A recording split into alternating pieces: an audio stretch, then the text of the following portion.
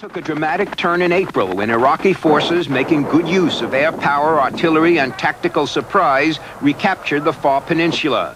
Then last week, an Iraqi force of more than 100,000 troops routed Iranian forces long dug in around the city of Basra, inflicting heavy casualties and taking hundreds of prisoners. Now, Pentagon officials say Iraqi forces have begun massing for an apparent attack on the Majnoon area to the north, the last Iraqi territory of consequence still in Iranian hands. While the Iraqis have been fighting better than in the past, officials here believe the biggest change involves the inability of Iran to recruit large numbers of fanatical young people willing to die for their cause. These troops long compensated for Iraq's superior weaponry, but this winter so few were at the front that the long-promised Iranian offensive never took place. Some experts believe the combination of severe war losses and political dissension has finally sapped Iranian morale.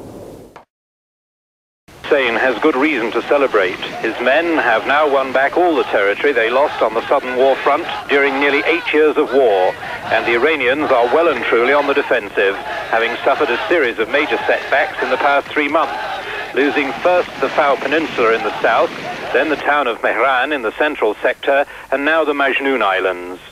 The two sides are now almost back to their positions when Iraq launched the war, forecasting a quick and easy victory. Since then, up to 1 million people on both sides have died, and the financial cost is just as staggering. £100 billion for Iran, £130 billion for Iraq, in a war apparently without end.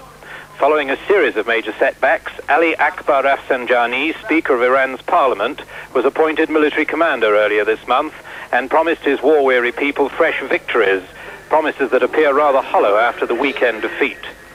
The Iraqis say casualties in this latest battle for territory containing the world's richest oil fields were high, though the fighting seems to have been over in a matter of hours. President Saddam Hussein told his victorious soldiers, "Final victory is very near." More dispassionate observers forecast that although the fighting could slacken, it will probably go on for years yet.